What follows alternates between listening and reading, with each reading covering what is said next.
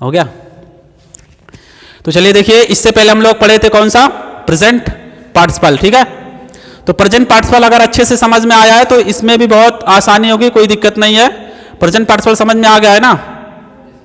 क्यों शिवम आपको? Combination by present participle, लेकिन आज हम लोग पढ़ेंगे कॉम्बिनेशन बाय परफेक्ट पार्टिसिपल। तो पहले दोनों में डिफरेंस आपको मालूम होना चाहिए कि प्रेजेंट पार्टिसिपल में क्या डिफरेंस होता है और परफेक्ट पार्टिसिपल में डिफरेंस क्या होता है।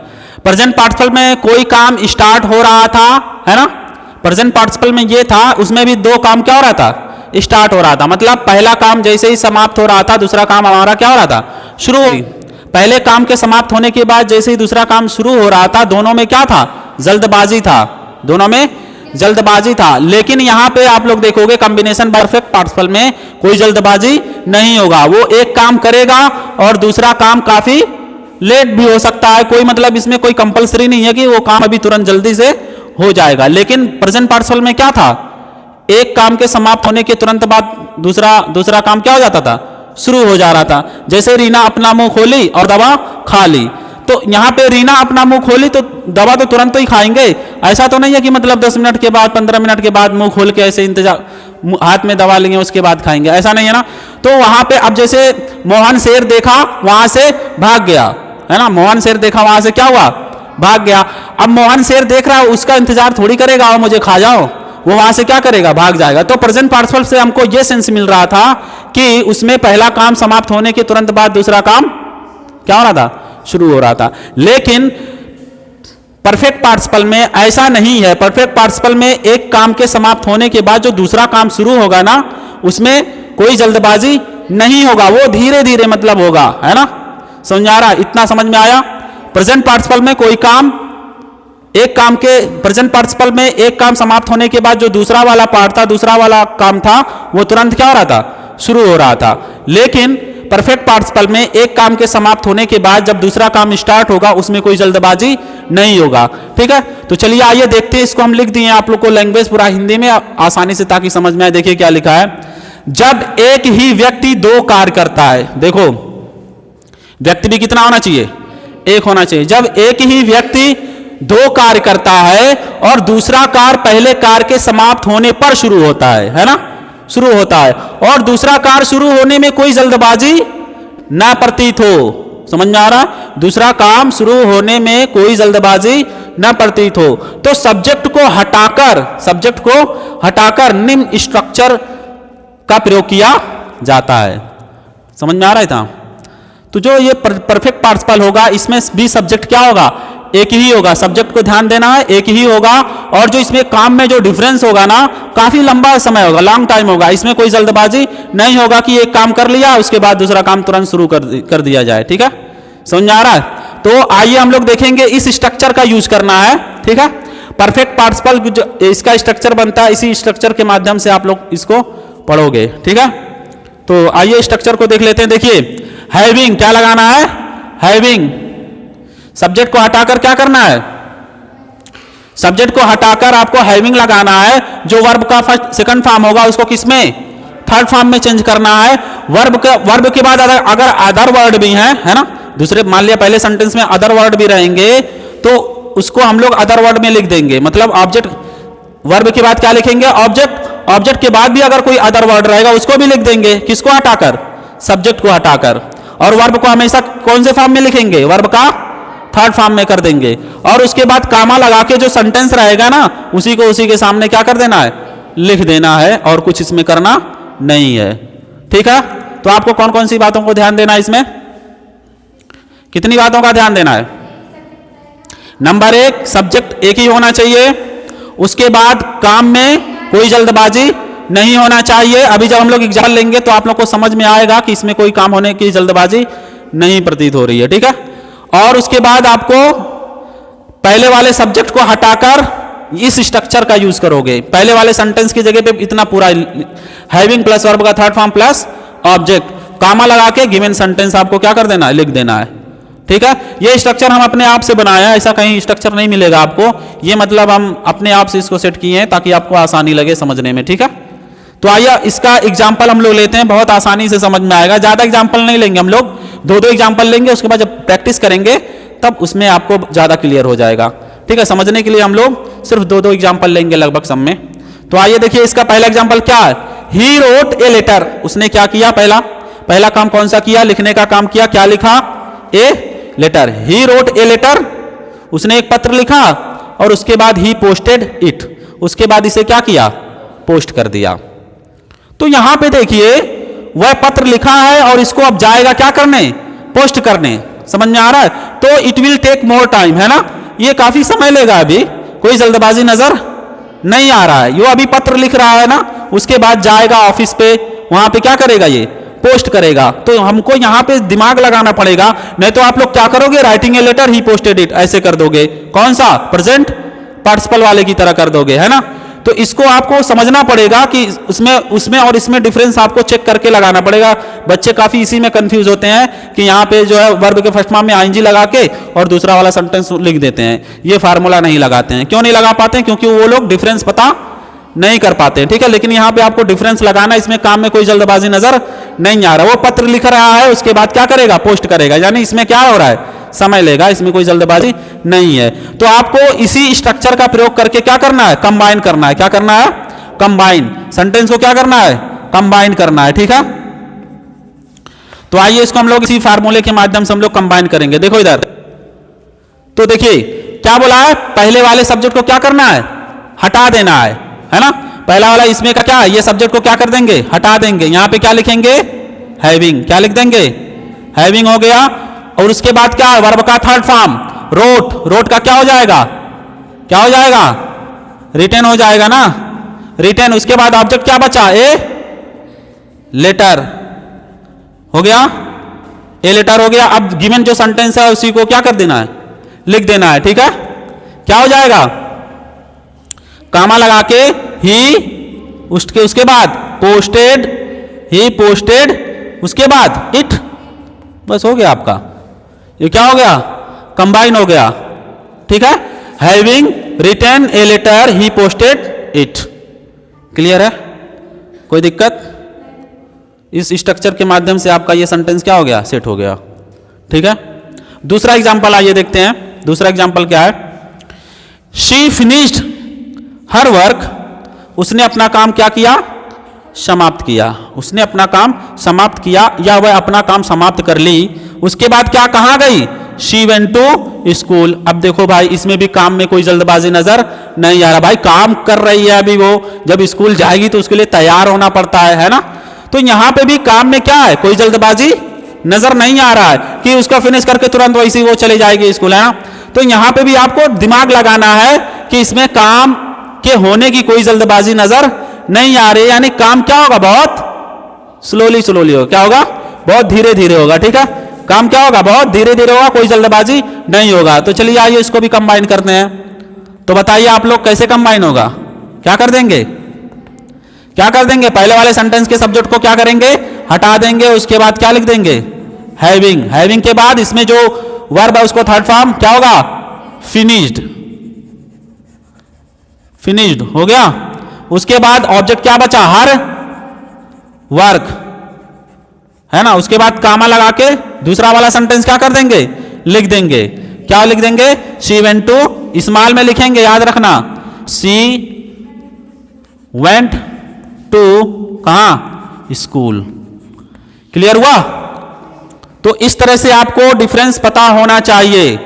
ठीक है, और यही अक्सर ये सब बहुत इंपॉर्टेंट है, इसी तरह से पूछता है। कंबिनेशन करने के लिए आपको 2 या 2 से सिंपल सेंटेंस दे देगा और कंबाइन करने के लिए ज्यादा यही सब तरीका पूछेगा, प्रेजेंट पार्टिसिपल वाला, परफेक्ट पार्टिसिपल वाला और पास्ट पार्टिसिपल वाला। ये बहुत इंपॉर्टेंट होता है, इसको आप लोग ध्यान से इसको समझ लीजिएगा। ठीक है, समझ में आ रहा है? चलिए अब अगला पॉइंट देखते हैं। अगला पॉइंट आपका जो है, अब इसमें जो है पहला जो सेंटेंस दिया रहेगा वो पैसिव वॉइस में रहेगा। ठीक है, पैसिव वॉइस में रहेगा। आपको ये आपको ये वाला फार्मूला लगाना पड़ेगा, उसमें वही है फार्मूला, वही है। इसमें खाली क्या जुड़ गया, बीन आ जाएगा। क्या लग जाएगा, बीन लग जाएगा। और उसमें जो सेंटेंस पहला रहेगा किस में रहेगा, पैसिव वॉइस में रहेगा। समझ आ रहा है? ठीक है, तो चलिए इसको हम लोग पहले पढ़ लेते हैं, क्या कह रहा है ये देखिए।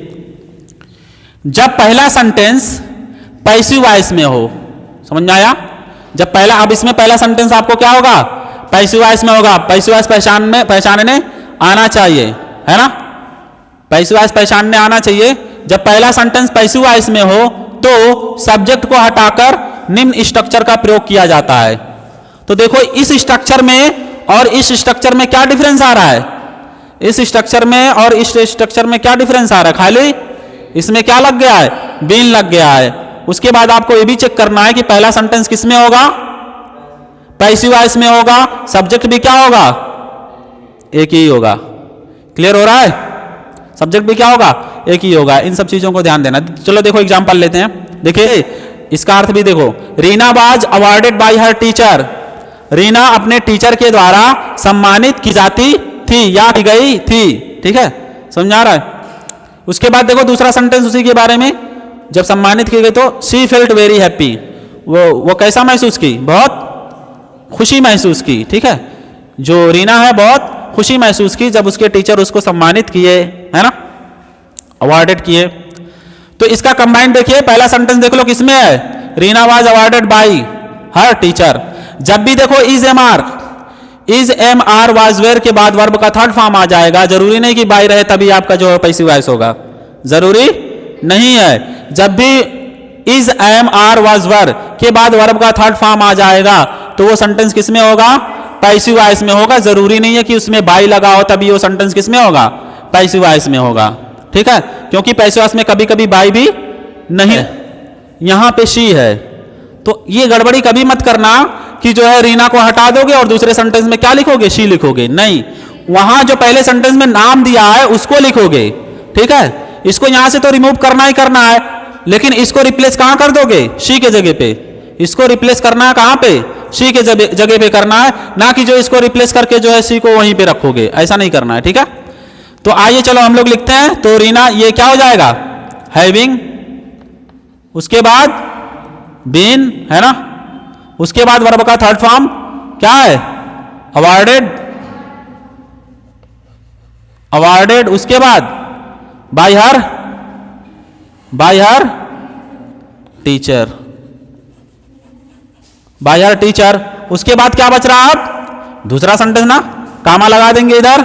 उसके बाद क्या लिखेंगे, रीना, है ना, रीना, उसके बाद फेल्ट, क्या लिख देंगे, फेल्ट वेरी हैप्पी। बस ये आपका कंबाइन हो गया। Don't write now please. क्या हो गया, having been awarded by her teacher Reena felt very happy. Clear हुआ, है ना। अब चलिए हम लोग दूसरा सेंटेंस देखते हैं। दूसरा एग्जांपल क्या है, a letter is written by Mohan, एक पत्र जो है किसके द्वारा लिखा जाता है, मोहन के द्वारा एक पत्र लिखा जाता है, या एक पत्र मोहन के द्वारा लिखा जाता है। यानी इससे हमको पता चल गया ये किस में है, पैसिव वॉइस में है ना। बाय भी लगा हुआ है, इजिली पहचानने का तरीका क्या होता है, इज एम आर वर्ब के बाद अगर वर्ब के थर्ड फॉर्म के बाद बाय लगा है तो आपको आसानी होगी, वो किस में है, पैसिव वॉइस में है। ठीक है, दूसरा सेंटेंस क्या कह रहा है, he sent it to his brother, वह इसे अपने भाई को भेज दिया। किसे, इस लेटर को, है ना, मोहन के द्वारा एक पत्र लिखा जाता है, उसके बाद मोहन ने इसको क्या किया, अपने भाई को भेज दिया। अरे भाई उसके भाई के पास पहुंचने में समय लगेगा ना, तो ये भी देखा जाए तो इसी तरह से खाली ये पैसिव वॉइस में है, पैसिव वॉइस होने के नाते किसमें चेंज हो गया है, बीन, उसमें क्या लग गया, खाली बीन लग गया। लेकिन ये दोनों क्या कर रहा है, मैच कर रहा है ना, ये दोनों मैच कर रहा है ना, दोनों में काम जो है काफी लेट हो रहा है ना। ठीक है, तो आइए हम लोग इसको भी कंबाइन करते हैं। तो क्या होगा, क्या हो जाएगा, हैविंग, उसके बाद हैविंग, उसके बाद रिटन, सॉरी, हैविंग, उसके बाद बीन, उसके बाद रिटन ना, उसके बाद having been written a letter ना, क्यों, having been written a letter, उसके बाद कॉमा, कॉमा करने के बाद क्या कर देंगे, ही लिखेंगे मोहन, उसके बाद सेंट, है ना, Mohan sent it to his brother. Clear हुआ जी? देखो हम लोग क्या किए, having been written a letter Mohan sent it to his. अगला एग्जांपल आपका है her work was completed by Reena. ठीक है, दूसरा सेंटेंस क्या है, शी वेंट टू होमवर्क, है ना। रीना जो है अपना काम किसके द्वारा पूरा कर रही है, रीना के द्वारा अपना काम पूरा किया जाता था। ठीक है, और उसके बाद शी वेंट टू कहां, मार्केट। उसके बाद कहां गई, मार्केट गई। तो यानी काम में क्या है, ज्यादा डिफरेंस है। मार्केट पहुंचने में भी क्या लगता है, समय लगता है। यानी काम जो है जल्दबाजी नहीं है, काम में कोई जल्दबाजी नहीं है। तो आइए इसको भी हम लोग कंबाइन करते हैं। कैसे होगा, हैविंग क्या हो जाएगा, हैविंग, उसके बाद बीन, उसके बाद कंप्लीटेड, है ना। Having been completed her work, comma क्या हो जाएगा, रीना वेंट टू मार्केट। ठीक है, तो इसका भी क्या हो गया, having been completed her work Reena went to market. इस तरह से आपका कौन सा हुआ, हैविंग प्लस बीन और हैविंग प्लस वर्ब का थर्ड फॉर्म और हैविंग प्लस बीन। समझ में आया, इतना पॉइंट समझ में आ गया। अब एक और आपका बच रहा है, कौन सा, पास्ट पार्टिसिपल। ठीक है, पास्ट पार्टिसिपल बच रहा है, जो अभी तुरंत इसको भी खत्म कर। अब हम लोग पढ़ेंगे लास्ट जो आपका है पास्ट पार्टिसिपल, है ना, कॉम्बिनेशन बाय पास्ट पार्टिसिपल। ठीक है, पास्ट पार्टिसिपल आप लोग पढ़े होंगे। पास्ट पार्टिसिपल वाला जो वर्ड होता है ना, एक एडजेक्टिव की तरह काम करता है। ठीक है, जिस तरह का एडजेक्टिव किसी नाउन या प्रोनाउन की विशेषता बताता है, उसी तरह से ये पास्ट पार्टिसिपल भी जो है किसी नाउन के पहले आएगा। किसके पहले, किसी नाउन की विशेषता बताने के लिए उस वर्ड से पहले आएगा। ठीक है, तो हम लोग कॉम्बिनेशन किसके द्वारा करेंगे, आप पास्ट पार्टिसिपल के द्वारा। तीनों पार्टिसिपल बहुत इंपॉर्टेंट है। ठीक है, पार्टिसिपल आपको बहुत ध्यान से आपको इसको प्रैक्टिस करना पड़ेगा। ठीक है, इसको समझने के बाद आप लोग प्रैक्टिस करोगे। चलिए देखते हैं, रुक जाओ अभी, लिखो मत। देखिए क्या कह रहा है, पास्ट पार्टिसिपल वाक्य में एडजेक्टिव की तरह कार्य करता है। ठीक है ना, अब एडजेक्टिव तो मालूम है किसकी तरह काम करता है, किसी नाउन के पहले आता है और वो क्या बताता है, विशेषता बताता है। ठीक है, और इसमें जो है पहले सेंटेंस का जो ऑब्जेक्ट होता है ना, दूसरे सेंटेंस में क्या बन जाता है, सब्जेक्ट बन जाता है। जो अभी हम लोग कल प्रैक्टिस कर रहे थे उसमें जो है पहले वाला ऑब्जेक्ट क्या बन जा रहा था, दूसरे वाक्य में सब्जेक्ट बन जा रहा था। तो इसमें दूसरा पॉइंट याद रखना, जो पहले वाले सेंटेंस का ऑब्जेक्ट होगा वो दूसरे वाक्य में क्या बन जाएगा, सब्जेक्ट बन जाएगा।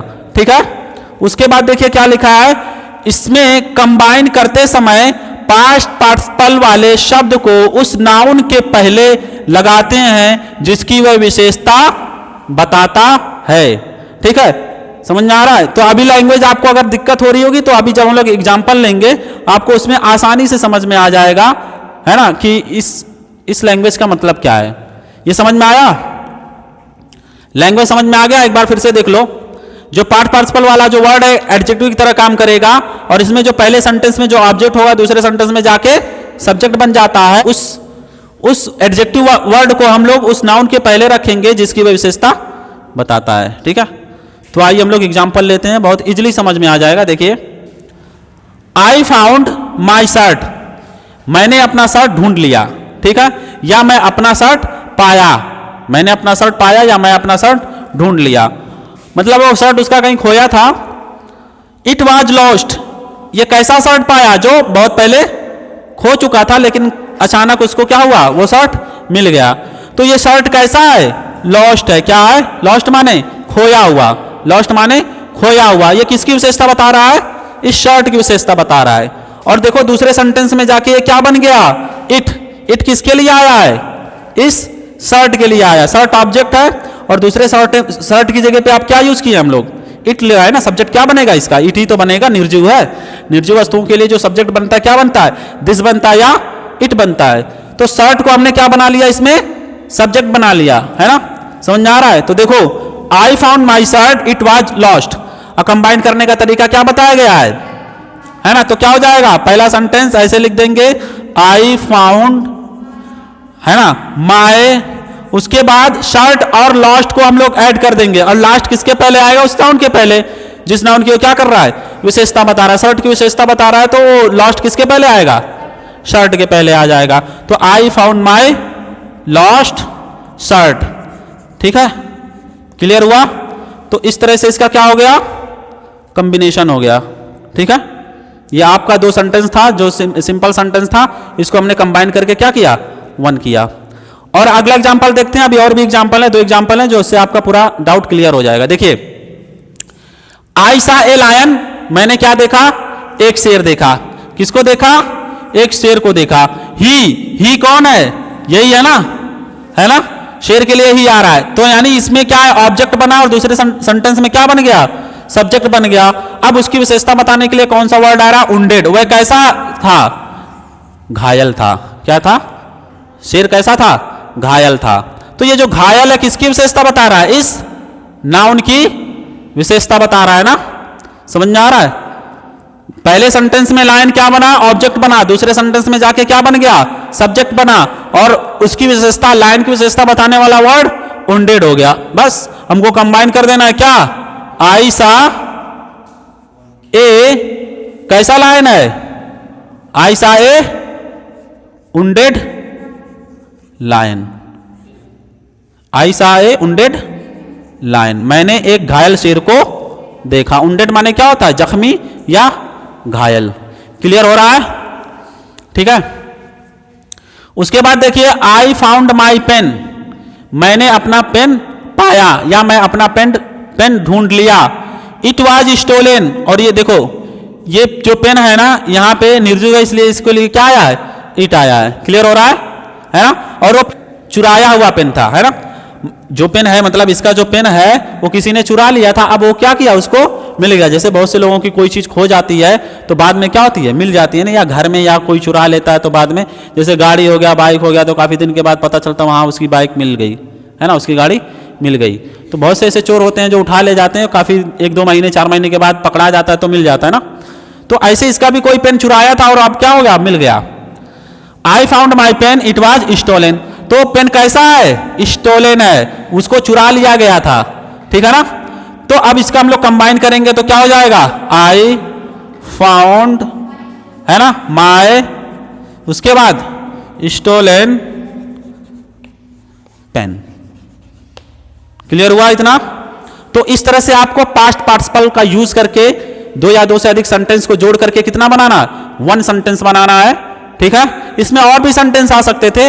अभी जब हम लोग प्रैक्टिस करेंगे तो 2 या 2 से अधिक भी सेंटेंस आएंगे, कोई जरूरी नहीं 2 ही सेंटेंस को हम लोग कंबाइन करेंगे। इसमें 2-3 भी सेंटेंस आ सकता है। तो ये रहा किसके द्वारा? पार्टिसिपल के द्वारा। जितने पार्टिसिपल होते हैं, तीनों पार्टिसिपल आपका हो गया। कौन कौन सा? प्रेजेंट पार्टिसिपल, परफेक्ट पार्टिसिपल और पास्ट पार्टिसिपल। ठीक है? आई होप कि आपको ये पूरा पॉइंट समझ में आ गया होगा ना, कोई दिक्कत नहीं है ना अब?